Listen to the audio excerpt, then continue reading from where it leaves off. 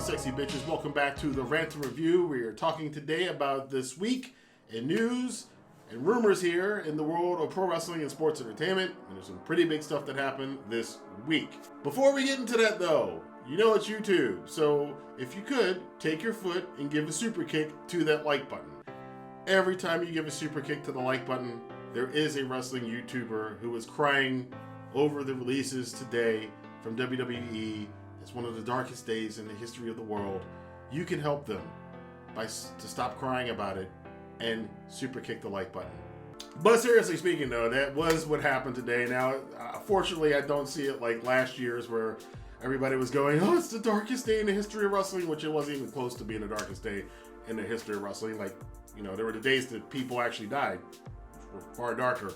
But yeah, the sad day that happens every single year, WWE has its annual big crop of releases, and some of them were surprising, some of them not. And yeah, I think some people are pretty pissed off, but it shouldn't be the YouTuber. It should be the guys and girls who lost a job today. Those on the list included Samoa Joe, which was a big surprise to me, Mickie James, Billie Kay, and Peyton Royce. Wow, Iconics are gone. Velina's gonna hate that one. Bo Dallas, Wesley Blake, Kalisto, Tucker, and Chelsea Green, who feels like she just got to WWE last year. And among all of that, probably the worst thing about it is that they all got a phone call from, yes, the head of talent relations, John Laurinaitis. Yeah, Joe, I'm sorry to tell you this, but your services are no longer needed. People power. Honestly, if John Laurinaitis called me and I got fired from John Laurinaitis, I might have to go shoot somebody. But yeah, looking at this list, among the people on it, Samoa Joe, who just commentated at WrestleMania, and he's one of the better voices on the commentary teams, which are typically just bland and trite and stupid. But Samoa Joe being released, that's the big one. The two most memorable things of his time in WWE were, ironically enough, the same feud he was known for in TNA, which was the feud with AJ Styles. Although in WWE, it wasn't so much the match quality, but as the storyline that they centered around it. And of course, that wonderful feud he had with Brock Lesnar, which I still to this day, I would like to, I probably should go, if I can find it on Peacock, I would like to go back and watch that feud between Samoa Joe and Brock Lesnar, because they played it like they were actually going to have a UFC fight. And you know, those of you who follow my channel know me. And the closer wrestling looks like an actual fight or an actual competitive fighting sport, I like it all the better. So yeah, Joe's leaving. That's pretty sad. Chelsea Green is very surprising to me. Again, she just got there, it feels like. The Iconics is surprising to me. But some other people like Wesley Blake and Bo Dallas, who they haven't done jack. Bo Dallas is a big waste of talent for WWE. They have not done jack crap with him. And he was, it seems like light years ago when he was on NXT and was this really cool character, this really funny, almost kind of parody of John Cena a little bit, and they just never knew what to do with him on the main roster, and now he's gone. So, of course, this is going to lead to a bunch of people going, AEW confirmed! Who do I actually think would be going to AEW out of this crew? Well, I do think Bo Dallas would be one, but AEW definitely should pick him up. I think, in particular for the women's division, basically all the women that got released, AEW, you pick up Mickie James, pick up the Iconics, even though Billie Kay is not a great wrestler, but the Iconics showing up in AEW together and being a force, or possibly teaming up with Britt Baker, just think about that one. That could be pretty cool. And obviously Chelsea Green, who has personal ties, let's say, to people who are already in AEW. I think that's going to be a pretty cool thing. So Samoa Joe, I don't know about what place he would have in AEW. I mean, unless he's going to take over Team Taz. I mean, he's not wrestling, so I don't know what he would really do. Miro's already kind of doing what you would think Samoa Joe would be doing in AEW. So possibly Joe could go back to Impact and do something over there. Sorry, D'Lo. But yeah, I think all of these people will land and find jobs. I don't think anybody should really be sad for them. They will be employed. They will have jobs. Again, and I'll talk about this a little bit later, the wrestling landscape is different now. When you get released from WWE, it does not mean that you have to starve in making $50 a match on the indies anymore. There are definitely a lot of options out there for you. Someone else who kind of, sort of left WWE this week was Roderick Strong, who was working an angle with his wife this week on NXT that he was quitting the company, he was quitting NXT, he said it directly to William Regal's face, and we all think this is kayfabe, this is all part of probably repackaging Roderick Strong, who probably does need it. He's been in NXT for quite some time, he's been part of the Undisputed Era for quite some time, and they never really reached his full potential, but I think if he's staying in NXT and they're going to repackage him and rebrand him in a different way, it's probably going to be a good thing for Roderick Strong. I don't think anybody, even the stuff in ROH, I still don't think ROH even completely reached the potential that we could see out of Roddy. So hopefully for him, he doesn't wind up on the chopping block because somebody makes a mistake and go, well, he quit, we'll get him off the roster. Hopefully that doesn't happen and Roderick Strong comes back in a couple weeks with a new persona and a new package. You can already see they're starting to do that with Kyle O'Reilly. And when Adam Cole comes back from his injury, he's already back, but we'll see where they're taking all the members of the Undisputed Era in the future. WWE is not the only company to release people today. AEW did too, although it wasn't like 9 and 10 people. It was one, Ivelisse, which was surprising to me, but then again, not so surprising because Ivelisse, I first saw her on Lucha Underground, loved her work there on Lucha Underground, thought the storylines they put her in and her performances in the ring were really good. When she came to AEW, I was very happy, and I was kind of surprised that they weren't using her in a higher, more prominent role because she does have because she was on Lucha Underground, who had about 250,000 viewers, she does have a little bit more of a name than some of the other women on the roster. But apparently, as we see in this video clip, Ivelisse can be a little bit hard to work with. So the rumors are backstage that it's not just that incident, it's a bunch of other things with her. So unfortunately, she will no longer be in AEW. Now, again, that's not a death sentence to a wrestler these days. She can go back down and wrestle in Mexico. She's got heat in AEW. I don't think Impact is going to pick her up. I don't think NXT or WWE are going to pick her up either.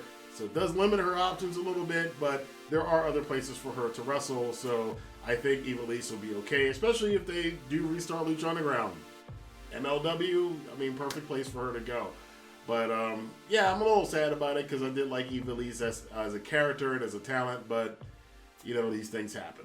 And on the final note this week, which kind of dovetails from my prior point earlier about the wrestling landscape changing, yes, the Wednesday Night Wars ended last week. Now, NXT was on Tuesdays and got over 800,000 viewers, which is really cool because that was up about 100-some-odd thousand from the prior week, which was a takeover, so that's really impressive.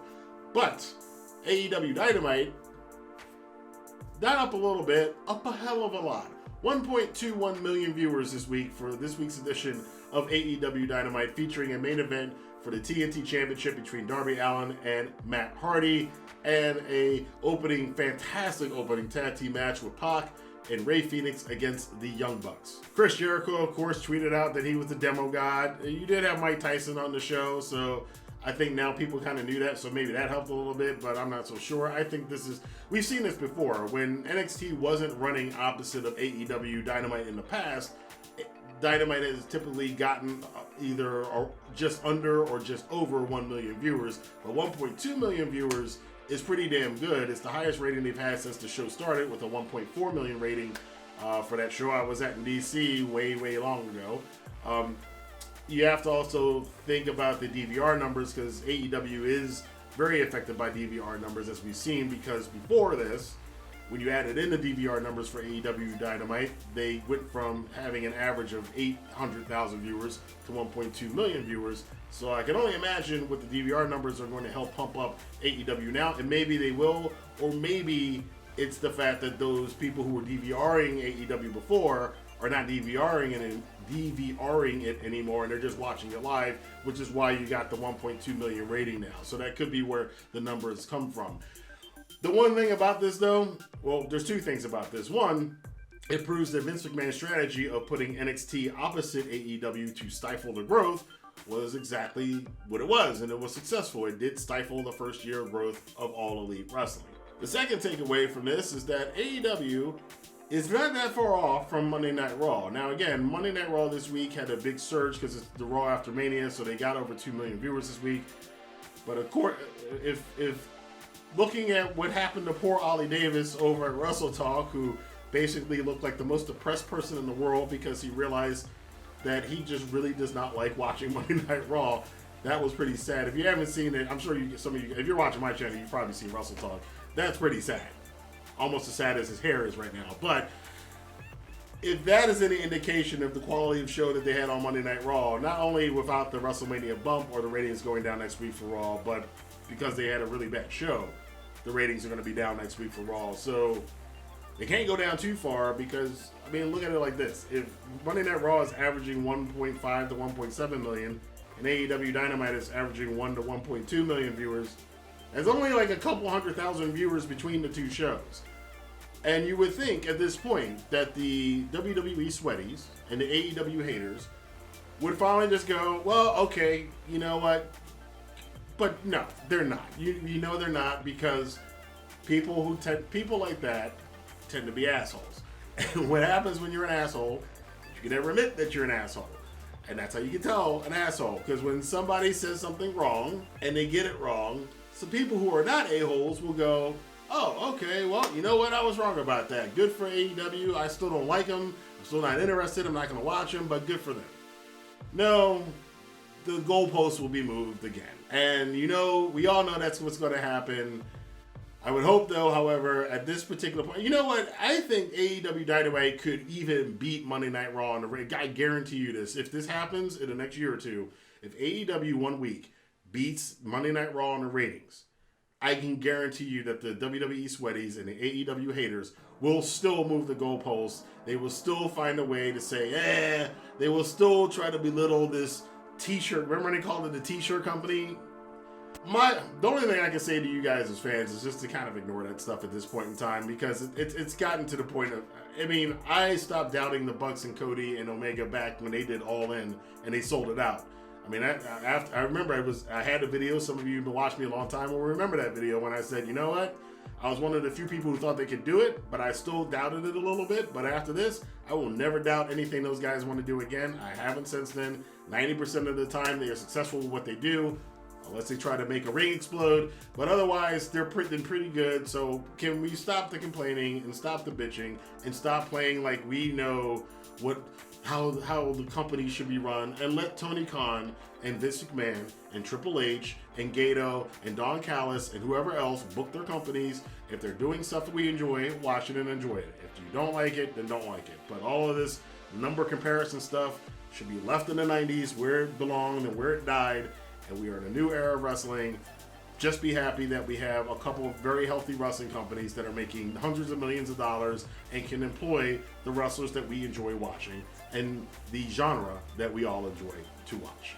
I hope that made sense. I think it did. If it didn't, I'm sure somebody will let me know. But that is all for this week in my review of the big news from wrestling and pro wrestling and sports entertainment this week.